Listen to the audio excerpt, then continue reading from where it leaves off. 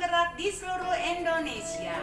Selamat pagi dan salam sejahtera bagi kita semua.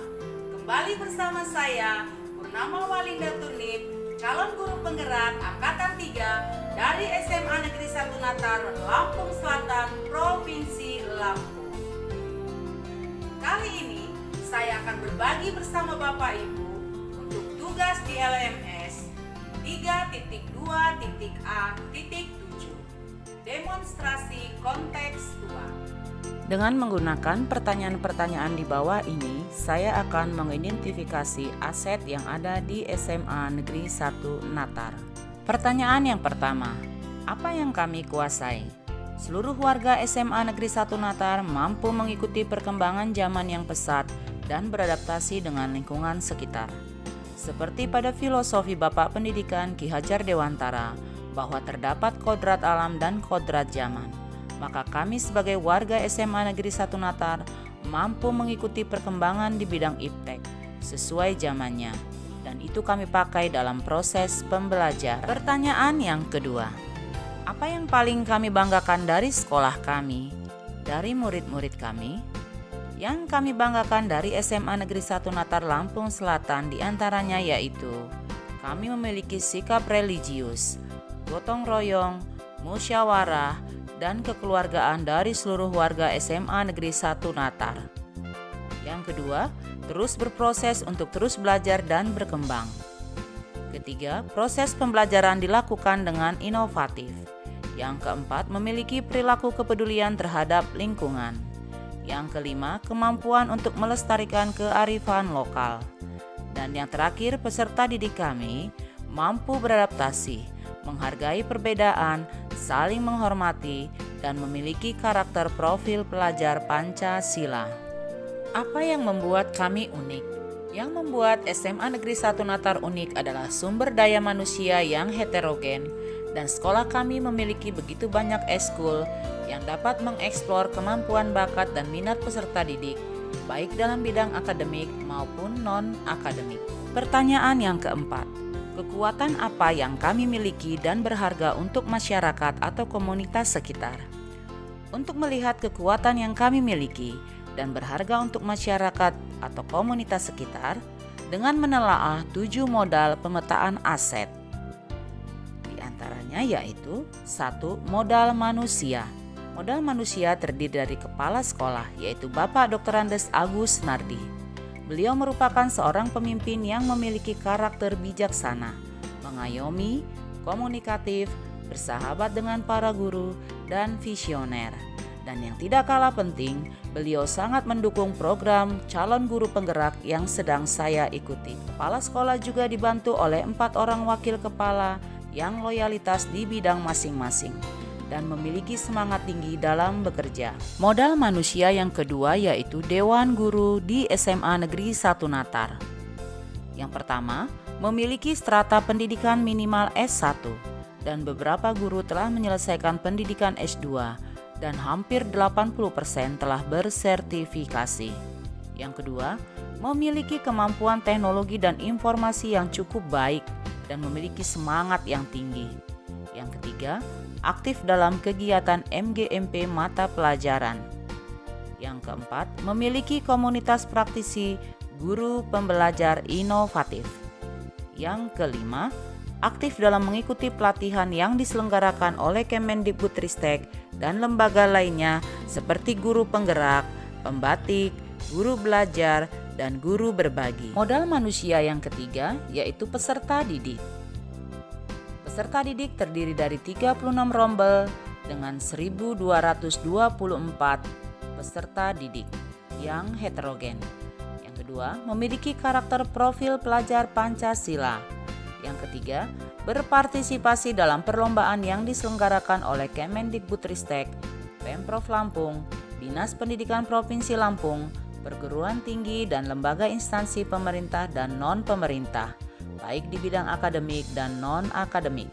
Modal manusia yang keempat, tenaga kependidikan. Di antaranya, memiliki strata pendidikan S1. Yang kedua, mampu mengelola administrasi dengan menggunakan IT. Dan yang terakhir, Mereka sangat disiplin dalam melaksanakan tugas. Modal manusia yang kelima yaitu alumni. Mereka merupakan motivator bagi adik kelas agar dapat diterima di perguruan tinggi dan sekolah kedinasan. Modal manusia yang keenam adalah pengawas sekolah.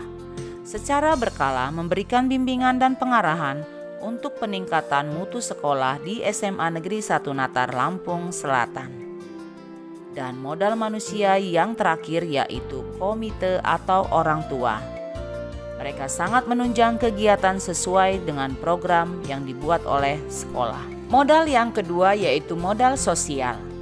Di antaranya yaitu adanya hubungan yang baik dengan pemerintah setempat, seperti kepolisian, puskesmas. Yang kedua, hubungan kerjasama yang baik dengan instansi lain yang ada di sekitar SMA Negeri 1 Natar, seperti bank, kantor perpajakan. Adanya korps guru dan pegawai. Yang keempat, OSIS. Yang kelima, komunitas praktisi. Yang keenam, MGMP setiap mata pelajaran. Yang ketujuh, komite sekolah. Dan yang terakhir adalah hubungan yang baik dengan alumni. Modal yang ketiga yaitu modal fisik. SMA Negeri 1 Natar memiliki beberapa modal fisik, di antaranya yaitu gedung yang permanen, letak yang strategis, adanya ruangan yang mendukung seluruh proses pembelajaran seperti laboratorium kimia, laboratorium fisika, laboratorium biologi, laboratorium komputer, laboratorium bahasa, perpustakaan, dan ruang seni.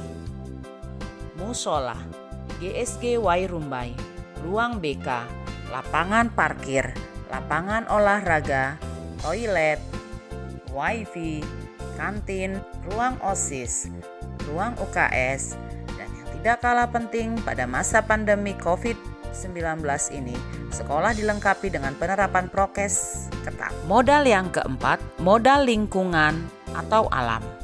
Di SMA Negeri 1 Natar terdapat pojok baca atau taman baca.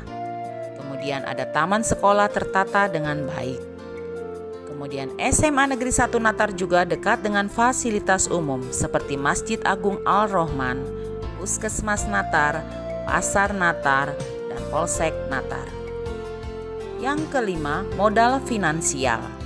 SMA Negeri 1 Natar memiliki modal finansial yaitu APBN Pusat atau dana BOS.